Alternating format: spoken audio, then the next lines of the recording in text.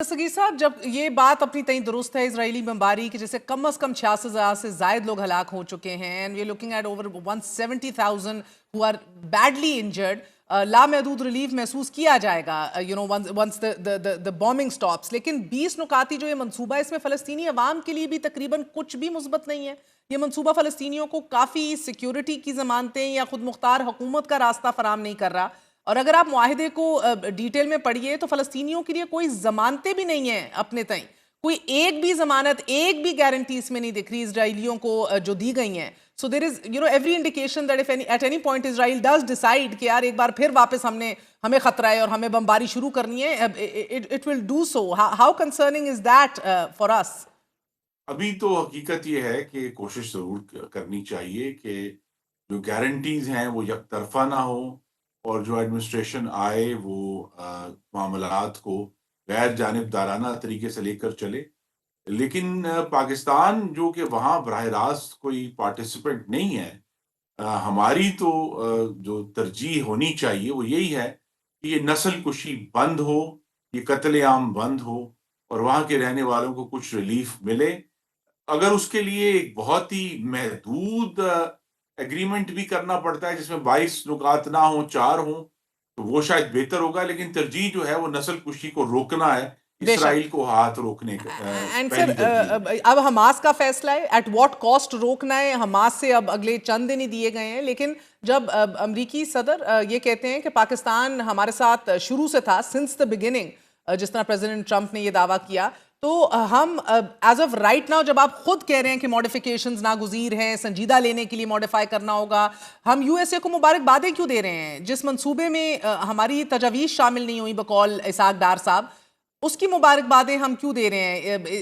Because this has come at a time जब आप देख रहे हैं एक all time internationally all time high pressure था इसराइल के ऊपर। फ़लस्तीनी रियासत को रिकग्नाइज कर रही थी मुख्तलिफ कंट्रीज, रेजोल्यूशंस आ रही थी, अदालतों के फैसले आ रहे थे, अवाम की इतनी बेदारी और आगाही हमें देखी है ग्लोबली, अवाम ऐसी मुतहर्रिक हुई है इंटरनेशनली।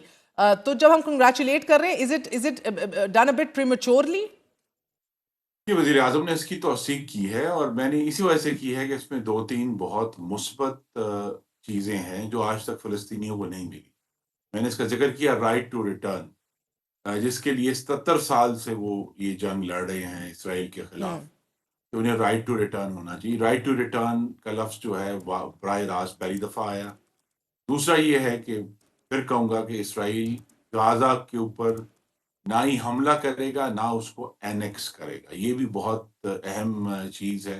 और तीसरी जो है वो मैंने कहा कि उनको जो दोबारा से जो एड रुकी हुई है, उनकी जो ज़िंदगियाँ हैं, वो दोबारा शुरू हो सकती है। पाकिस्तान ने ऑलरेडी कह दिया है कि ये वो मुआहिदा नहीं है जो शेयर किया गया था। तो लिहाज़ा अब यूँ लग रहा है कि मज़ीद डिप्लोमेसी होगी। पाकिस्तान के सामने मौका था और यही मौका इस्तेमाल किया वज़ीर-ए-आज़म ने कि हम ये इस चीज़ को वेलकम करें कि ये नस्ल कुशी रुकने का कोई रास्ता निकला है, जो कि इससे पहले कोई संजीदा रास्ता हमारे सामने नहीं आया। नहीं नहीं सर, 7 ये अपने अक्टूबर तई तो 2023 बहुत से मुस्बत तकरीबन बातें 2 साल। हैं कि वेस्ट बैंक की एनेक्सेशन ना हो, जिस सूरत में हम बमबारी देख रहे हैं रिलेंटलेसली वो रुक जाए। लेकिन क्या सिर्फ नस्ल कुशी को से बचने के लिए इसको एक सरेंडर कहा जा रहा है? क्योंकि आप देख रहे हैं कतरी वजीर आजम ने भी डोनाल्ड ट्रंप के 20 नुकाती मंसूबे के बाद बड़ा वाज़े पैगाम दिया है। वो कह रहे हैं कि गजा से इसराइल का इनखला वाज़े हो, और ये महज असूल ही काफ़ी नहीं है। वो तो इस हद तक भी कह रहे हैं कि हम अमन चाहते हैं, लेकिन ऐसा अमन के जो फ़लस्तीनियों के हकूक़ और ख़ुद मुख्तारी, उनकी ऑटोनमी का तहफ़्फ़ुज़ करे। इसराइल के इन खला पे भी कतरी वज़ीर आज़म कह रहे हैं कि किसी सूरत खामोश नहीं रह सकते। सो इबाम बहुत ज़्यादा है ना, temporary transitional governance, no timelines, Hamas हथियार डाल दे, काबिज जेनोसाइड कमिटिंग ऑपरेसर ना डाले, वो कंटिन्यू करे, बल्कि विड्रॉ करे मरहलावार। देखिए ना, फिर पाकिस्तान इस मामले में बराह रास्त पार्टिसिपेंट नहीं है। जो सूरत हाल हमास की एक्सेप्टेंस या रिजेक्शन से पैदा होगी, हम ऑफ कोर्स उसको वॉच करेंगे, लेकिन हम बराह रास्त पार्टिसिपेंट नहीं हैं। तो लिहाजा अगर ये मुआहिदा आगे बढ़ता है या दोबारा अमेंड होकर फिर हमारे सामने आता है, पाकिस्तान की ज़िम्मेदारियों का तयन तो अभी बहुत आगे फ्यूचर में कबल अज़ वक़्त है उस पर डिस्कशन करना। लेकिन इस वक़्त तो यही है कि हमने इस हद तक इसको ज़रूर خوشائند قرار دیا ہے کہ نسل کشی رکنے کا، ان کی زندگیوں میں جو اس وقت خون بہہ رہا ہے، پورے خاندان اور پورے قصبے جو ہیں وہ تباہ کر دیے گئے ہیں، اگر ان کا یہ خون رکنا بند ہوتا ہے، ان کو دوائیاں، پانی، خوراک ملنا شروع ہوتی ہے، وہ دوبارہ ری بلڈ کرتے ہیں، تو پھر انشاءاللہ. دوبارہ ڈپلومیسی کو ایک چانس ہمیں دینا ہوگا، کیونکہ یہ جو مزید نسل کشی ہے ہاں. اس کو آگے چلانا تو اسرائیل کے لیے تو جو بھی خطرناک ہے، لیکن مسلمانوں میں بھی ایک بہت اس معاملے میں غصہ اور ایک صحیح ریزنٹمنٹ ہے، ہاں. اور ریزنٹمنٹ کا کیا براہ راست اثر ابھی تک تو 2 سال میں نہیں آ سکا ایکشن کی صورت میں، کیا اس معاہدے کی صورت میں کوئی ایکشن ہوگا، یہ سب چیزیں ابھی آنے والے دنوں سر میں ان ابھی کا ٹائم. یہ جو ڈسکرپنسی ہے اور آپ مزید ڈپلومیسی کی بات کر رہے ہیں، یقیناً یہ جو فاصلہ ہے بٹوین ہم نے کیا تجویز دی تھی، مسلم امہ نے، ممالک نے، 8 ممالک نے کیا دی تھی، اور یہ ایکچولی کیا ہوا ہے، بیکاز انٹرنیشنل میڈیا تو رپورٹ کر رہا ہے کہ نیتن یاہو سے ملاقات کے بعد اس میں ایڈیشنز ہوئی ہیں. تو اب اسینشلی ہم نے کیا کرنا ہے؟ پاکستان واپس صدر ٹرمپ کے پاس جائے گا، انگیج کرے گا، یا پھر پہلے اپنی پارلیمنٹ کی طرف رخ کرے گا؟ ابھی دیکھیے یہ صرف ایک پروپوزل ہے جو کسی بھی طرح کی جو فائنلٹی ہے وہ اچیو نہیں کر سکا، تو ابھی تو آئی تھنک پارلیمنٹ میں بھی لے جانا قابل از وقت ہے، تو پاکستان کو صرف انگریزی میں کہتے ہیں should bite it's time to see کہ یہ کہاں تک معاملہ پہنچتا ہے، ہمیں کہیں جانے کی ضرورت نہیں ہے اس میں. سو ابھی ہم خاموش ہیں، لیکن آپ یہ ضرور کہہ رہے ہیں کہ 20 نکاتی ایجنڈا جس صورت میں ابھی موجود ہے وہ قابل قبول نہیں ہے.